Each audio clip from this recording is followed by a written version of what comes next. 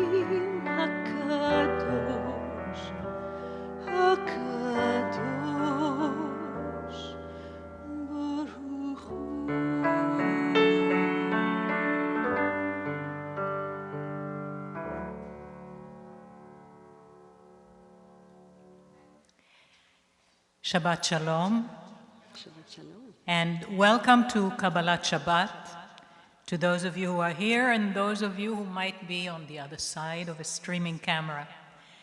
Wonderful to have you with us. By the way, is there anyone here for the first time ever? I just want to therefore introduce myself. I am not Rabbi Kavod Weider. I am Shula Kalir Merton. I am the cantor emerita of this congregation. I get to work today with my successor, the extraordinary Cantor Young. As I like to say, Cantor Young, Cantor Old. Just so you knew, because if you were just looking on the website wondering, Kavod, is that a woman? What's going on? That's who I am, and we're particularly happy to have you share this Shabbat with us today. And while I'm asking questions, are there any people sitting in this room at the moment who are on our temple board? If so, stand up so we can thank you for doing that wonderful job of leading us. Anyone? Well, I think they are downstairs greeting. huh? They are downstairs greeting. And They're downstairs greeting. Well, our thanks go to you all the way down the stairs. Thank you. So we're in the beginning of the month of Tevet. That's where we are, the Jewish month. It's a month that has within it some sadness. On the 10th of Tevet is when the siege on Old Jerusalem began, the Romans. You know, it then took almost the rest of the year till the 9th of Av, when the temple was destroyed. But the list of sadnesses begins. But we are told and we are delighted that none of these sadnesses are ever supposed to taint our Shabbat. And so therefore, I ask us here together to surrender to the serenity and the holiness of Shabbat. Leave behind any heaviness of old sadnesses, current challenges, anything that has weight. Just take a breath, close your eyes, and let's imagine ourselves going through the special Shabbat entrance with its angelic gatekeepers, as we just heard, so beautifully sung. It should be for us as if we're entering a magic kingdom right now, a world devoid of negativity, only embracing healing and recovery. And so as we get to the other side of that magic gate, look around, greet each other, maybe wave at someone who is a friend, and if you can, maintain a reasonable distance. Say hello to someone new who may not know anyone. Do that for a quick moment, because that is part of the magic of entering into Shabbat.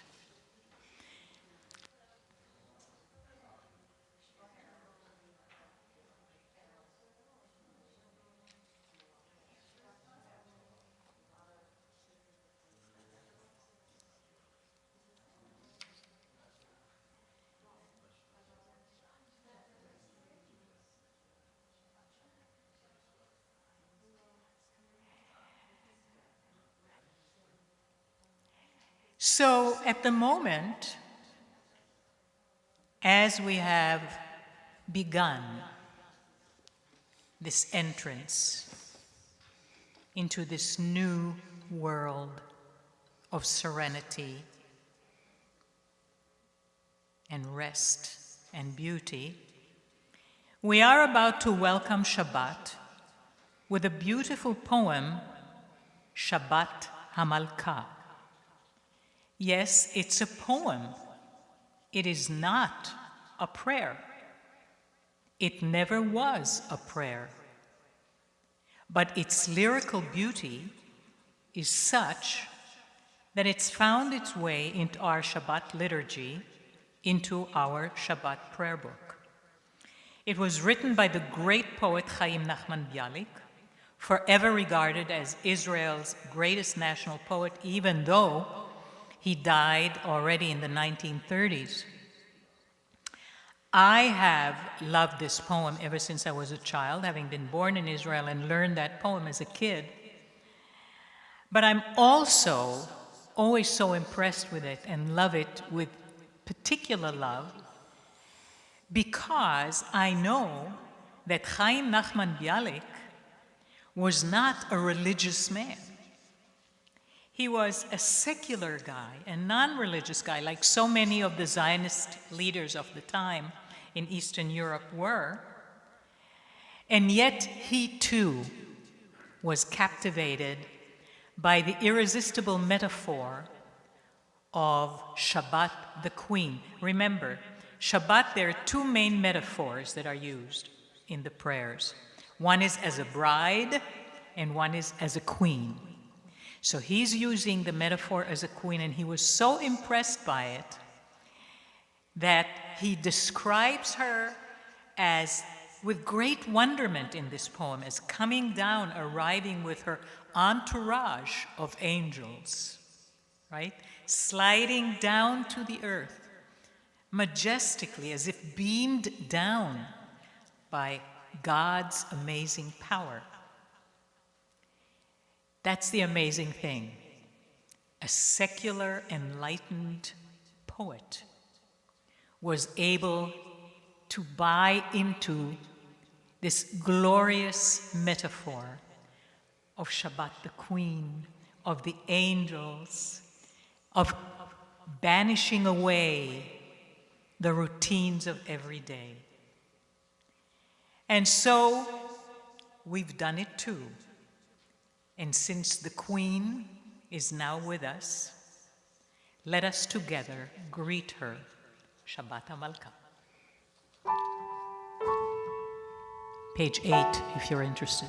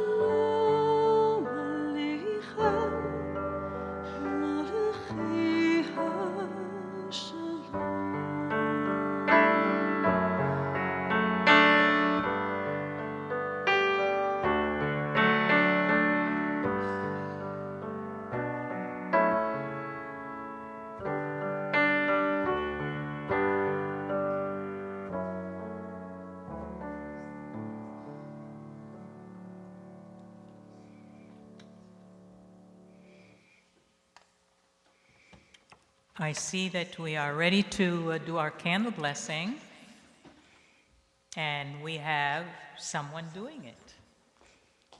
And they are the... Will you come and join me for candle lighting tonight, Oh, Shula? I guess we do have someone doing it. Forgive me if I look a little wobbly. I have a thing with my right hip, so just don't pay attention.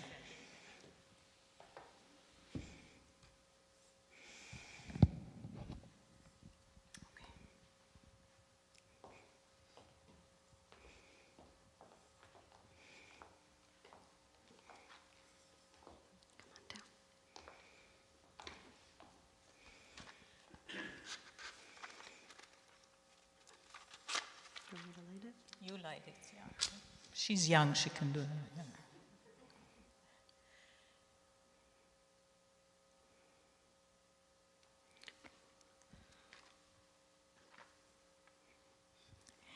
Baruch atah Adonai, Eloheinu melech haolam, asher kideshanu b'mitzvotav, וציוונו להדליק נר, של Shabbat.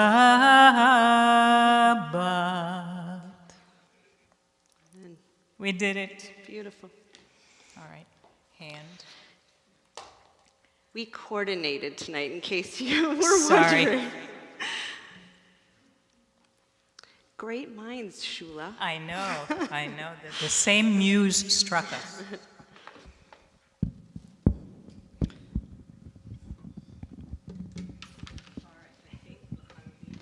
Yeah.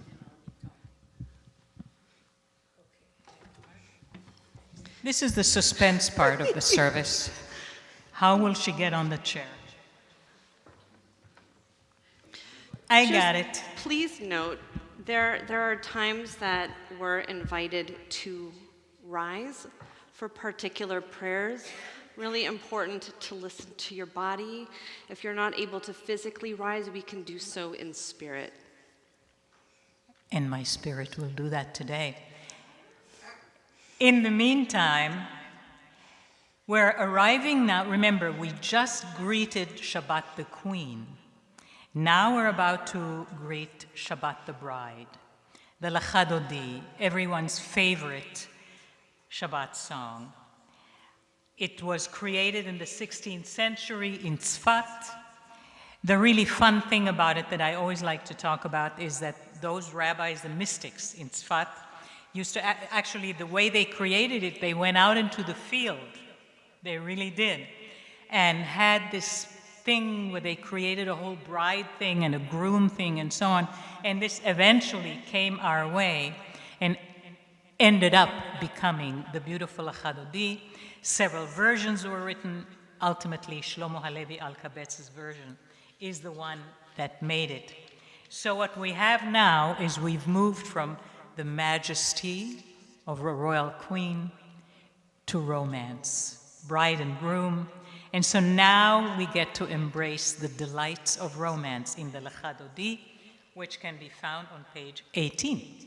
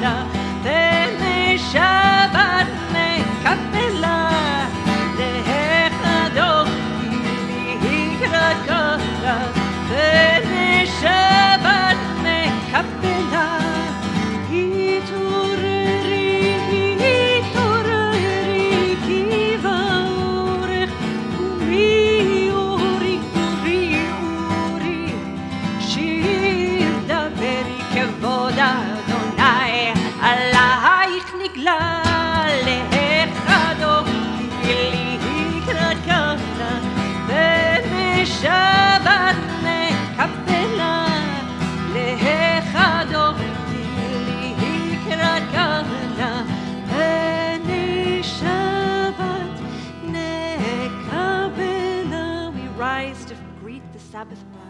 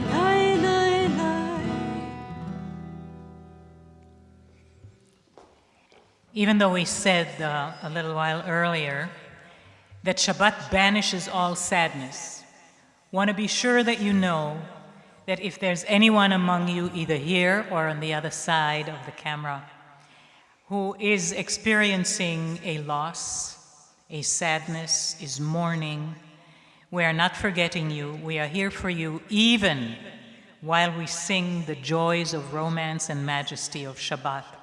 You are always in our hearts. We are not without remembering, caring, and including you as well. We continue with the Chatzi Kaddish. Which I didn't write the page for. That's okay. Brownie points to whoever finds it first. I know it's Extra challah for you. later than 8. Page 22. Oh, extra challah for you. יתגדל ויתקדש שמי רבה ועמד יברח חירותי וימליך מלכותי בחייכון וביומכון ובחיי דכל בית ישראל בגלה בגלה ובזמן קריב ואמרו אמן יהי שמי רבה מברך לעולם עולם מעלמיה יתברך יתברך וישתבח ויתפאר ויתרומם ויתנשא ויתהדר ויתעלה ויתהלל שמית קודשה בריחו לילה מן כל ברכתה ושירתה תושבחתה ונחמתה דמירן בעלמה ואמרו אמן. We rise in body or spirit for Baruch Hu.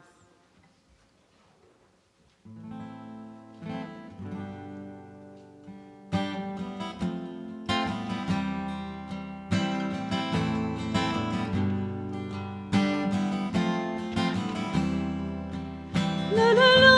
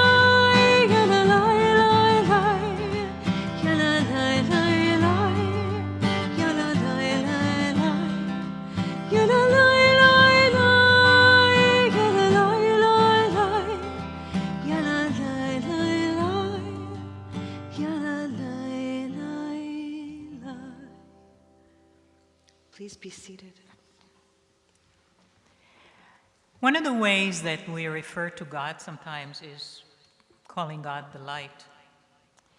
And sometimes that seems particularly appropriate, as nowadays, when times are sometimes gray, harder, more challenging.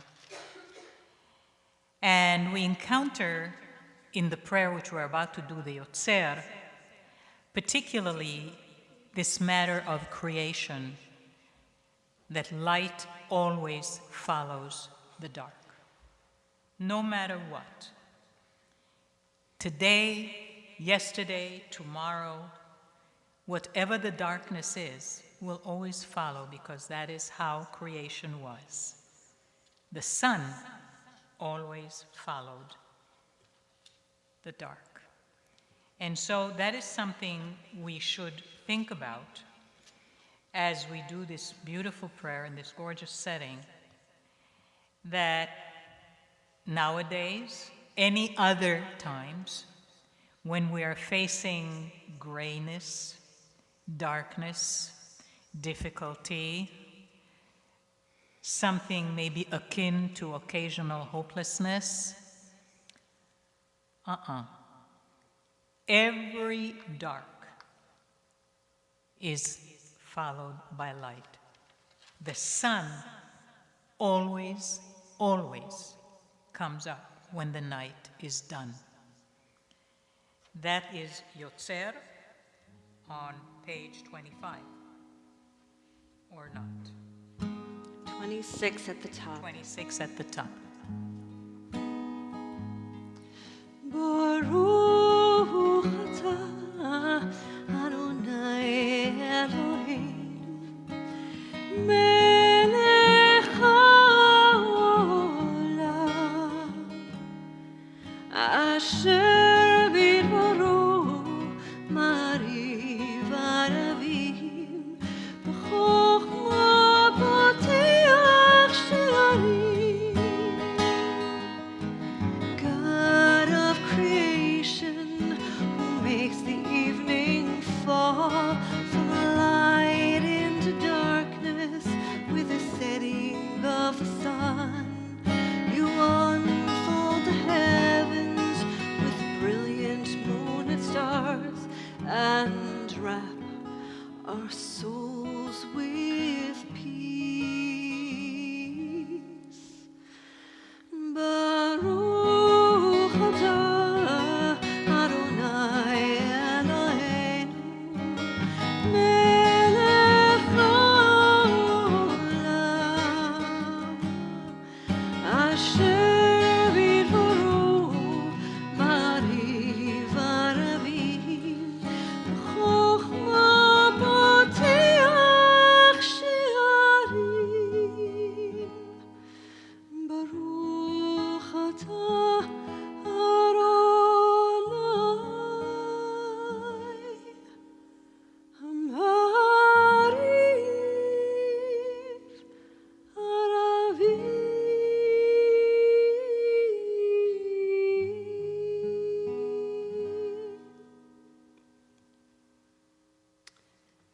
We're going to continue together with the Shema. 29. And some of you may have been here when I taught the sign language for this prayer. And just want to point out, especially during this time of COVID where so many of us are wearing masks and it can be very difficult to listen with our ears.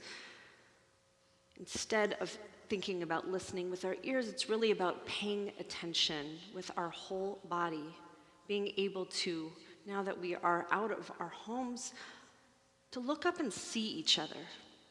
We need to look up and see each other and really pay attention. And this is how we create sacred community and how we feel that thread of God that flows through all things, through all creatures.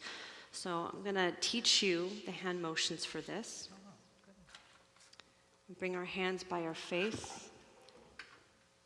So I'll start and you repeat after me. Shema try that together. Shema. I'm going to make an I with our pinky. Yisrael Adonai Eloheinu Adonai Echad Baruch Shem Kibud Malchuto Leolam Va'ed. We continue together with the Ve'ahavta. ואהבת את אדוני אלוהיך בכל לבבך ובכל נפשך ובכל מאודיך והיו הדברים האלה אשר אנוכי מצווך היום על לבבך ושיננתם לבניך ודיברת בם בשבתך בביתך ובלכתך בדרך ובשוכבך ובקומך וקשרתם לאות על ידיך והיו לטוטפות בין עיניך וכתבתם על מזוזות ביתך ובישעריך למען תזכרו ועשיתם את כל מצוותיי והייתם קדושים לאלוהיכם אני אדוני אלוהיכם אשר הוצאתי אתכם מארץ מצרים להיות לכם לאלוהים אני אדוני אלוהיכם. אמת.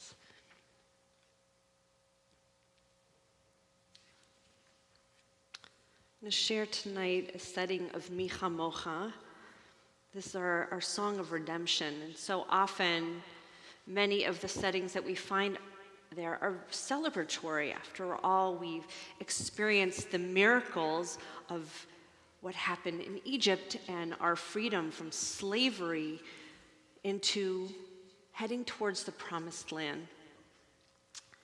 And I set Mi Chamocha in a little bit of a different way, to really reflect that there are so many ways that we experience awe and majesty. And sometimes it's with exuberance and great celebration. And sometimes it's more internal and reflective. So I invite you, whatever it is that you might be struggling with tonight, this week, in your life, think about what that means to put one foot in front of the other and to move forward with deep faith. And as Shula mentioned, to know that there is light after darkness, but we just need to move through it. Mi chamocha ba'elim Adonai, mi kamocha nedar b'kodesh, nora tehilot osefele, nora tehilot osefele. מלכותך ראו בניך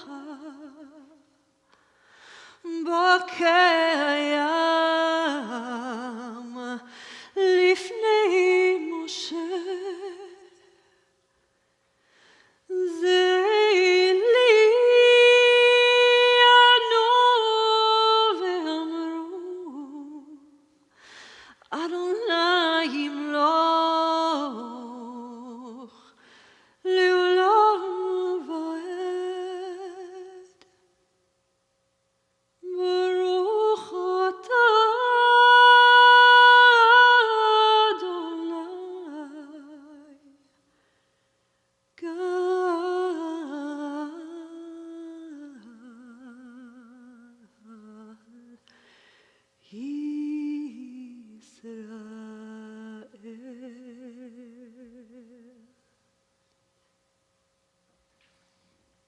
We're about to come to a prayer with the line Ufros aleinu sukat shlomecha.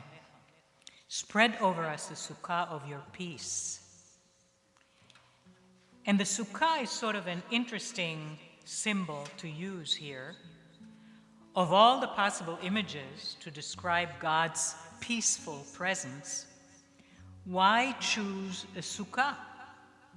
Peace, after all, is one of Judaism's highest values. The author could have chosen, build over us the stately mansion of your peace, right? Or maybe the majestic palace of your peace. Because those are strong foundations that are built of stones and they can last. In contrast, of course, the sukkah is a fragile, vulnerable, exposed thing. Elements can destroy it. A strong wind can blow it away. So, something that you have to watch all the time and hang on to and maybe repair much too often. And yeah, that's what it is. Because peace requires all that. Peace requires constant care, constant attention. We erect structures of peace with care, but they often are destroyed by the winds of hatred and extremism and all kinds of poisons that lurk everywhere on the globe. We have to be on guard and remember that peace, once you create it, doesn't automatically just endure. It doesn't just stay. So the metaphor of sukkah is really very, very true, very real, very right. Sukkat shalom, because shalom is not a given, it's a process. It requires work and focus and care. And if we for a moment just think about a sukkah, you know, it has open walls. And that's because that's how we want peace to be, always open to receive, to embrace, to refine. So even though I've always loved the metaphor of Fros aleinu sukat shlomecha, because it was sort of a kind of cuddly and fuzzy, warm feeling that God kind of just embraces you in a wonderful sukkah. I think thinking about what I just mentioned is really more important.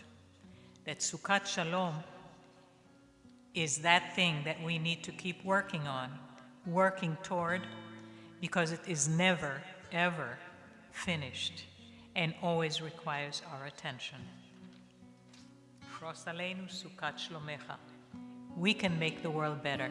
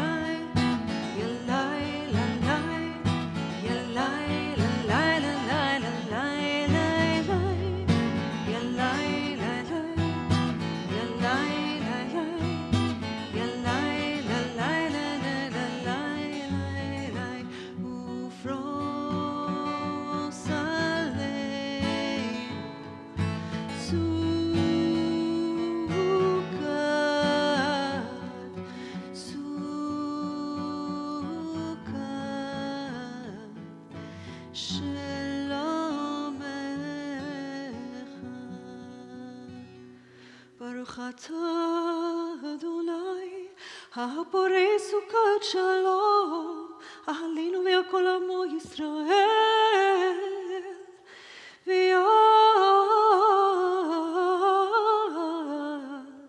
ירושלים.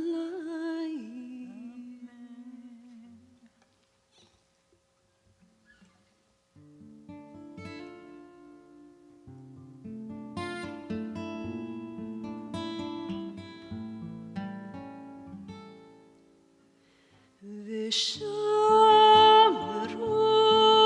בני ישראל את השבת, את השבת, לעשות את השבת לדורתם, ברית עולם, ברית עולם.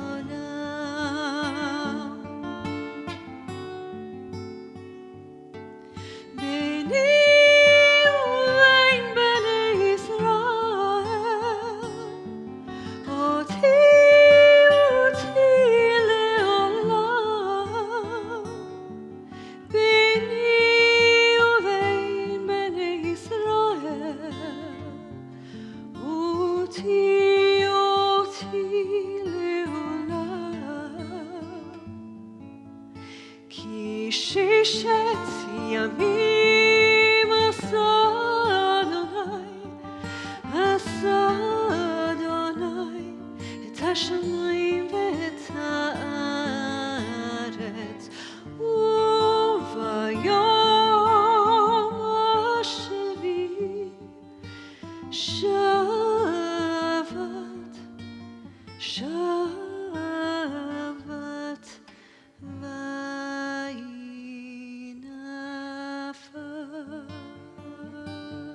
וינפש.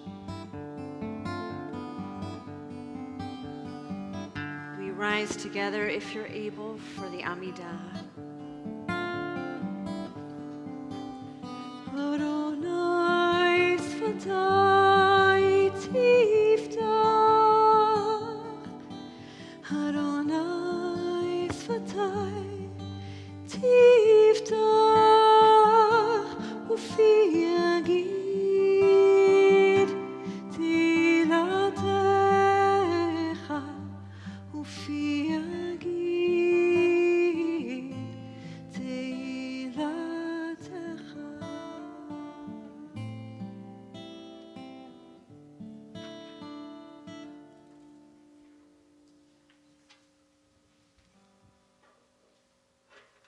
ברוך אתה אדוני אלוהינו ואלוהי אבותינו ואמותינו, אלוהי אברהם, אלוהי יצחק ואלוהי יעקב, אלוהי שרה, אלוהי רבקה, אלוהי רחל ואלוהי לאה.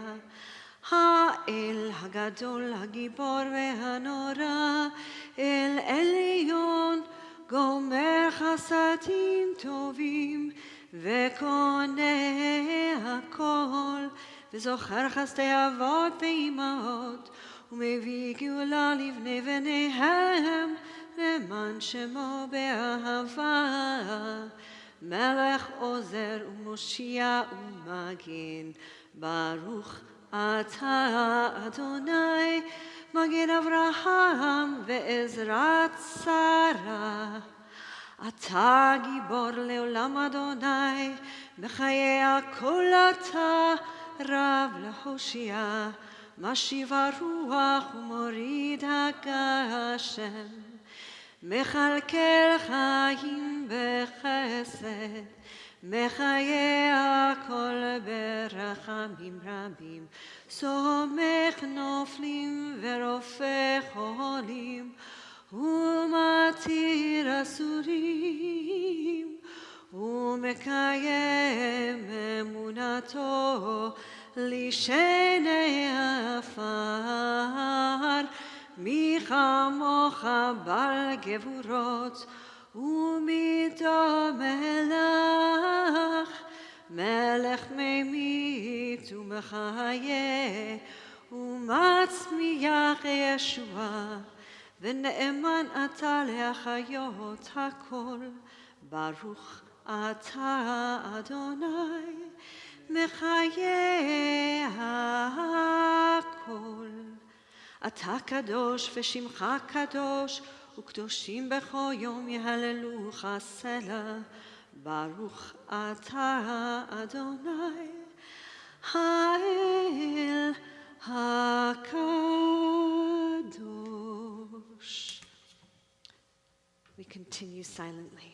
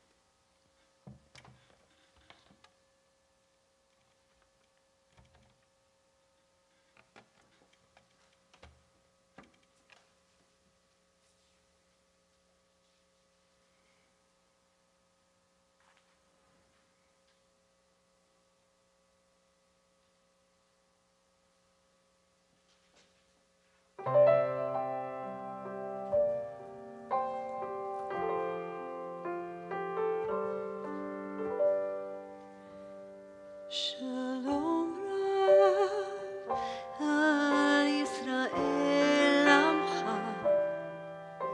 תשים לעולם,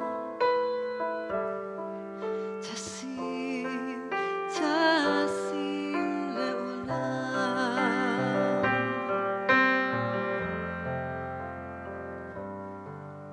כי אתה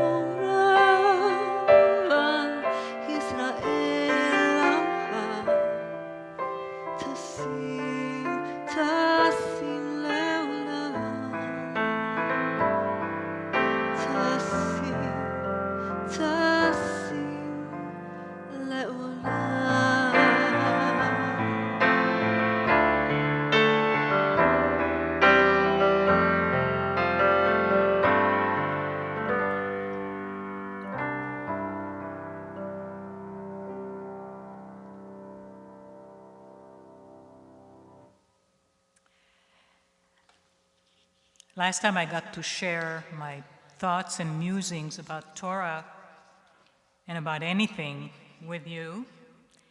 It was Rosh Hashanah, and I don't know if you remember, those of you who were here, we talked about love.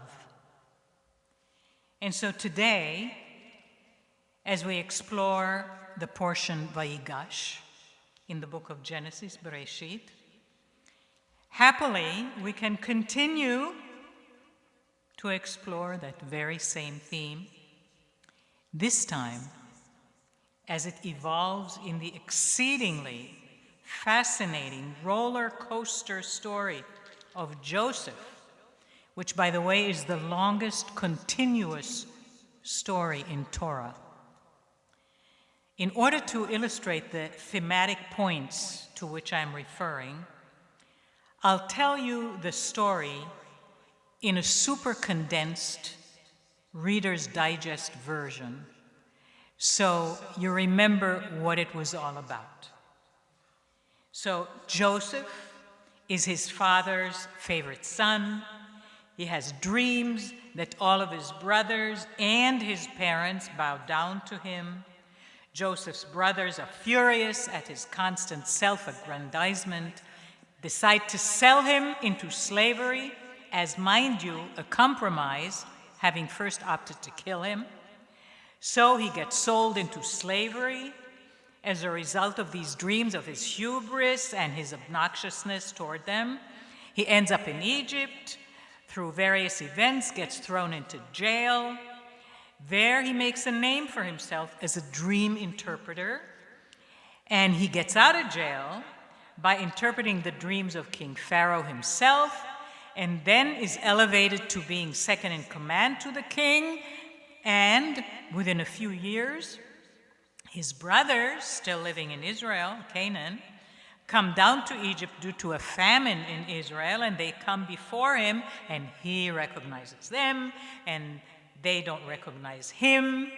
And he tells them he wants to see his one full brother Benjamin, but he hasn't revealed who he is, so he doesn't say he's one full. He just says, I want to see your youngest brother. And Judah, the brother, says, we can't bring him because it would kill our father. Judah is worried that Jacob might lose the only other child his wife Rachel gave birth to, being that Joseph and Benjamin come from the same mother. Joseph works a slightly underhanded trick to where they have to bring Benjamin. Well, everybody's there, and he reveals himself to them. There is an emotional reconciliation. After all, Jacob thought he was dead. And Joseph then brings his own children to Jacob, his father, to receive his blessing. And Jacob proceeds to bless the younger son of Joseph first, which looks like a mistake because the thing in those years was firstborn gets first blessing, secondborn gets second blessing. But no, wasn't a mistake. Jacob did it with intent and deliberation. And then Jacob blesses all his own other sons. End of story, end of book of Genesis. So I want to highlight 3 aspects of this story because they all teach the difference between self-centered love and generous, selfless love. This teaching runs like a red thread through this complicated, very rich, very nuanced story. We're going to talk about Joseph, then Judah, and finally Jacob. So Joseph is a self-involved narcissist who listens only to his own dreams, told his brother and his parents about the dream and tells them, you all bowed down to me in this dream. And he saw there was major unhappiness and rejection of his story on their part, but it didn't register because he dreamt it again and told it again. You'd think he'd reconsider after seeing how they reacted after the first dream, but no, he did. He was in a bubble of self-involvement, couldn't see others. And then he has a traumatic experience. He realizes how much his brothers hate him as he finds himself thrown into the bottom of a black pit of snakes and spiders and scorpions in the desert. A shattering realization for him that they cannot stand him. He's sold into slavery and ending up in jail. Joseph, who had some experience with dreams, only his own, we know, but now in jail, we find out that he listens to the dreams of the baker and the cupbearer, to other people's dreams. A transition happens within him. He is transformed, as we find out in the text, from totally self-involved in his own dreams to someone who can listen to the dreams of others. The story takes a turn there, just as he himself took a turn. From being at the bottom of the pit, he moves up and up and up. He has learned that selflessness, caring to listen to others, and this brings him to the side of King Pharaoh. So Joseph is the first in this story to learn that there is a critical difference between one-tracked, one self-centered love and the selfless love for others. Paradoxically, by the way, this recognition led to the fulfillment of his dream, for eventually his brothers did bow down to him, all because he listened with compassion and interest to Pharaoh's dreams. Now on to Judah. Remember when Joseph asked them to bring Benjamin? And Judah says, no, we can't. It would kill our father. This too is a radical change because it was Judah who threw Joseph into the pit. He was consumed only by his own hatred of Joseph. Judah threw Joseph into the pit. He had no thought of what it would do to his father. He even brought Joseph's tunic to his father, soiled with an animal blood, telling Jacob that an animal destroyed Jacob, ate him up. Didn't care what Jacob thought. The father's heartbreak was no issue for Judah that day. So callous. But now, having watched Jacob year after year grieving, he realized that within a family system, a trauma affects everyone, particularly parents. So even though bringing Benjamin to Egypt would have benefited the brothers at that point, he said a firm no in order to spare Jacob's additional pain. This is the second character in this story who was transformed into a love of selflessness. And now to Jacob and the grand finale. So eventually Benjamin comes. Jacob is brought over too from Israel. They all come together, reconciled, united, and Joseph brings his own two sons, Menashe, the older, and Ephraim, the younger, to be blessed by their grandfather, his own father, Jacob.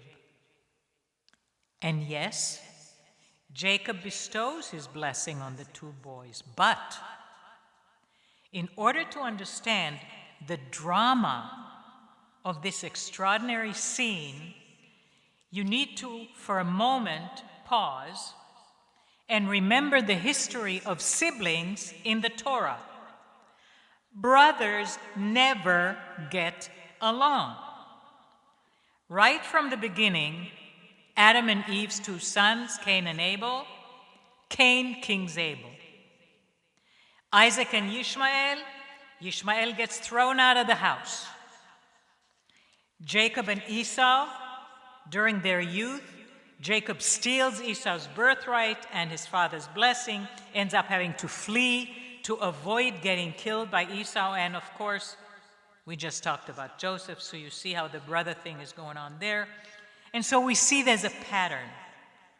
Younger brothers usurp the place of older brothers, and older brothers want to kill them for it.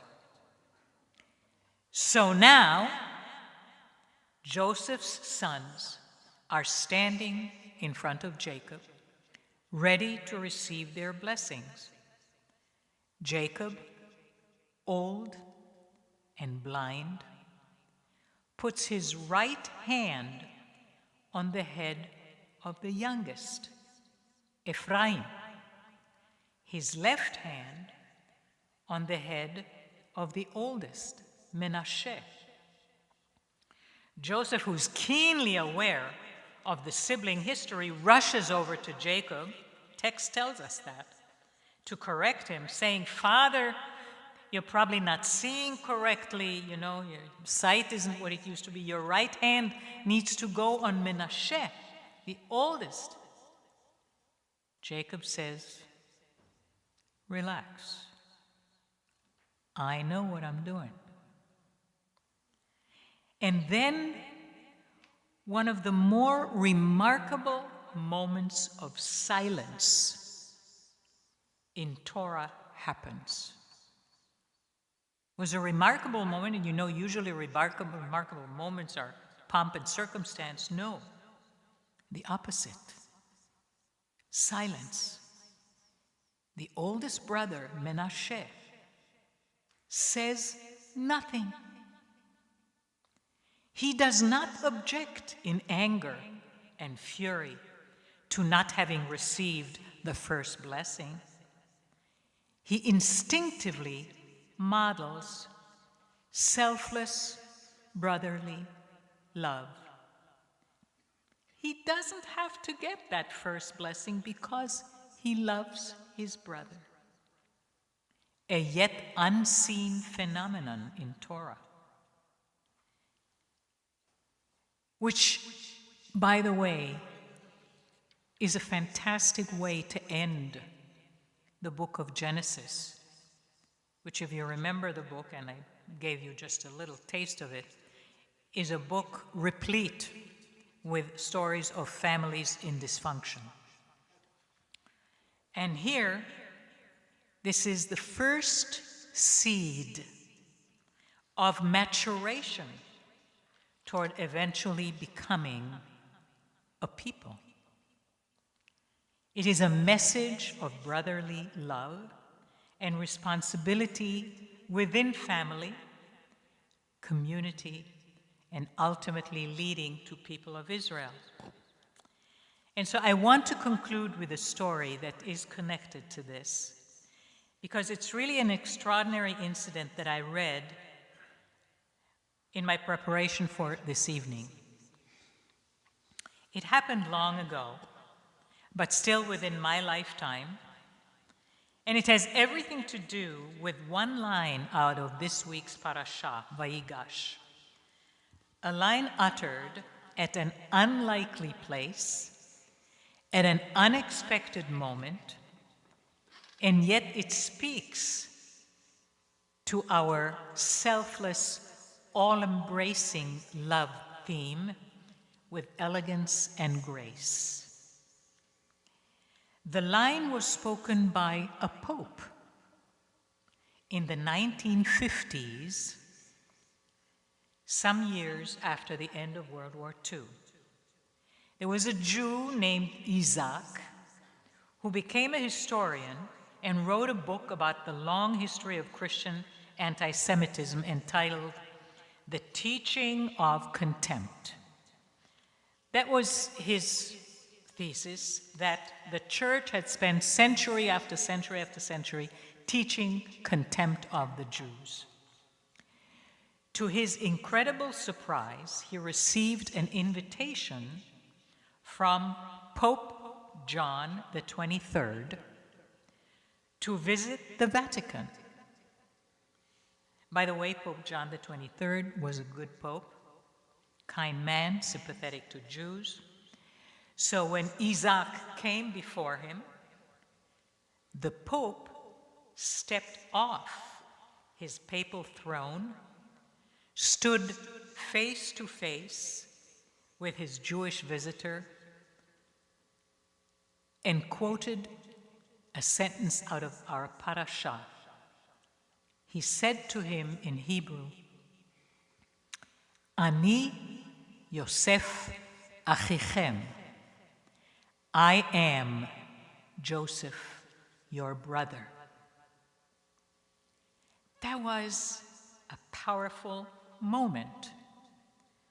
For a pope to say, I am your brother, to a Jew, was not seen in Jewish-Christian relations up to that point, relations fraught with centuries of persecution throughout history. It was a heart-stopping moment, a concrete embodiment of selfless love. Remember, these words were first uttered by Joseph at the moment of the big reveal to the brothers, and now by a pope, a kind pope, a loving pope. And these words have the depth and power and could and should really become a call to inclusion, to acceptance, to love beyond old fossilized attitudes. If only people would listen to that line and use it. I am your brother, I am your sister, sounds like a worthy and wonderful mantra for everyone to keep, to use, to mean, to believe with a full heart and a soaring soul. And so, like I said a couple of months ago, I say it again. What the world needs now is love, sweet love. It's the only thing there is too little of, and not just for one, but for everyone. Shabbat Shalom. Shabbat Shalom. We bring into this sacred space the names of our loved ones who are in need of healing this Shabbat, holding in our hearts all who seek wholeness of mind, body, and spirit.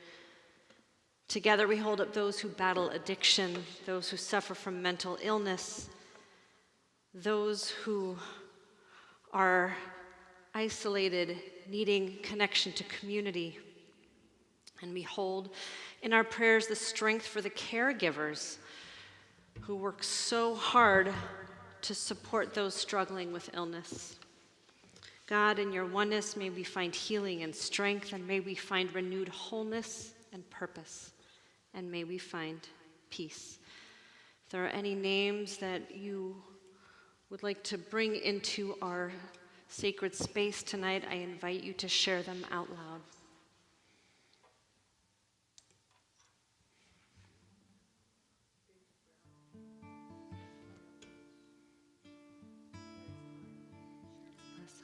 Sherry Krause, Sam Warfield, Jennifer Henderson, Jody Nortel, Nora Keisman,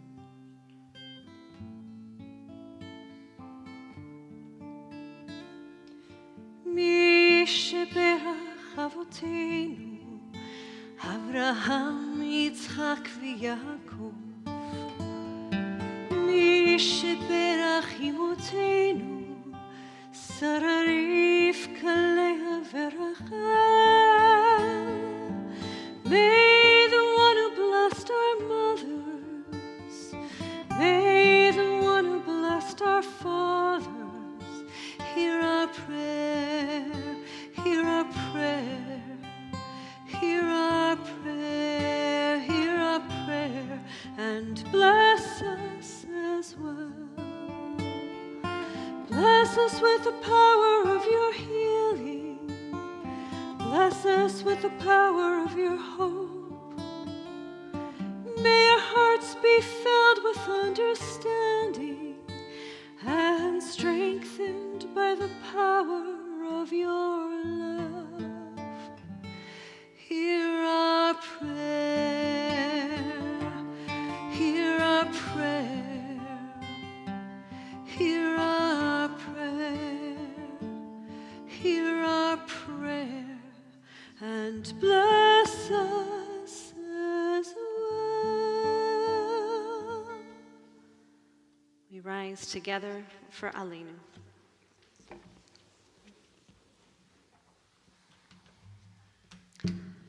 עלינו לשבח לאדון הכל, לתת גדולה ליוצר בראשית, שלא עשנו כגויי הארצות, ולא שמנו כמשפחות האדמה, שלא שם חלקנו כהם, וגורלנו ככל המונם, ואנחנו קוראים ומשתחווים ומודים לפני מלך מלכי המלכים, הקדוש ברוך הוא.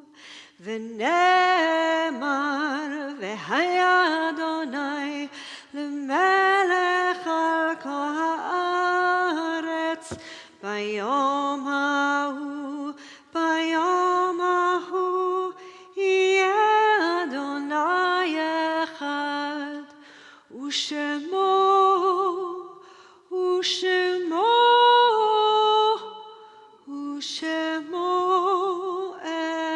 אחד.